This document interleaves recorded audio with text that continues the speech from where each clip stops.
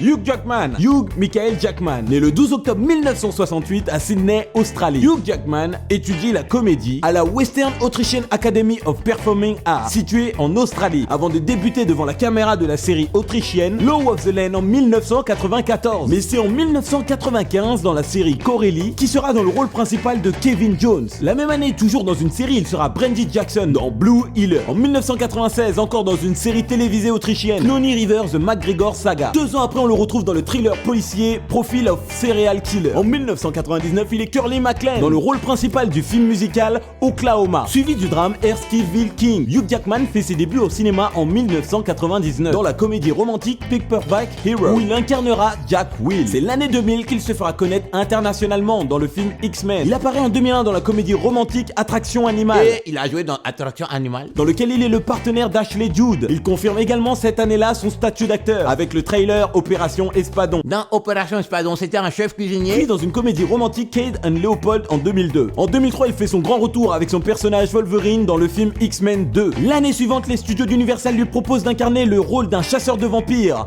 dans le film Van Helsing. Les filles, dans le film Van Helsing, il est archi sexy. Puis il sera de retour en 2006 dans la peau de Wolverine dans X-Men l'affrontement final. Il sera également le suspect idéal aux allures de gentleman dans le film policier Scoop. Et viens à la maison, je vais t'en donner un scoop, moi. Il incarnera également un magicien dans le trailer fantastique Le Prestige. Et pour conclure l'année 2006, il prêtera sa voix à 2 films d'animation, Happy Feet dans le rôle de Memphis et Souris City. En 2007, il fait ses débuts en tant que producteur dans la série Viva Loglin, où il sera également dans la peau de Nick Fontana. Mais cette série musicale est un flop et s'arrêtera au bout de 2 épisodes. Eh mon frère, c'est pas grave, on fait tous des erreurs de parcours, quoi. En 2008, il apparaît aux côtés de Ewan McGregor dans le thriller Manipulation. Puis il tournera en Australie aux côtés de sa compatriote Nicole Kidman dans le drame romantique Australia. En 2009, il endosse à nouveau le costume de Wolverine dans le blockbuster X-Men Origins qui le suivra jusqu'en 2011 pour X-Men le commencement, mais cette fois-ci ça sera pour un caméo. Allez, sors tes griffes, bad boy, on va jouer au chat et à la souris. Il continuera son année en prêtant encore sa voix à Murphy dans le film d'animation Happy Feet 2. Il sera également à la tête d'affiche de la comédie science-fiction Red Steel, toujours en 2011 dans le drame historique Snowflower and the Secret Fan, dans le rôle d'Arthur l'amoureux occidental, suivi de la comédie Family Pickler. En 2012, il interprète Jean Valjean dans Les Misérables, film pour lequel il sera nominé aux Oscars 2013 pour la catégorie meilleur acteur et remporte le Golden Globe 2013 dans la catégorie meilleur acteur dans un film musical. Après ce succès, il prêtera sa voix au Lapin de Pâques dans le film d'animation Les 5 légendes. Cette même année-là, en décembre, l'acteur reçoit son étoile pour le Walk of Fame. En 2013, il sera toujours dans la peau de Logan, mais cette fois-ci pour le film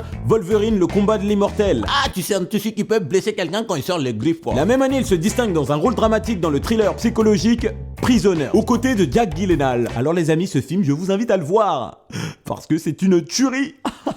Et pour finir cette année, il sera dans My Movie Project dans le rôle de Davis. L'année suivante, il reprend son rôle de Wolverine pour le film X-Men The Day of Future Past et fera un caméo dans La Nuit du musée Le Secret des Pharaons dans son propre rôle. En 2015, il incarnera Vincent, un ex-militaire, dans le trailer science-fiction Chappie. Il sera également Barbe Noire dans le blockbuster Pan. Mais mon garçon, faut pas dire pan, tu vas blesser les jeunes. Toujours en 2015, il revient en tête d'affiche d'un projet indépendant, la comédie dramatique Hades the Eagle, inspirée d'une histoire vraie. Et pour finir, il fera un caméo dans X-Men Apocalypse avant de débuter le tournage du film Logan qui sortira en 2017. C'était Pat pour les Chocos 16. Des bisous, à demain. Cordialement Patoche.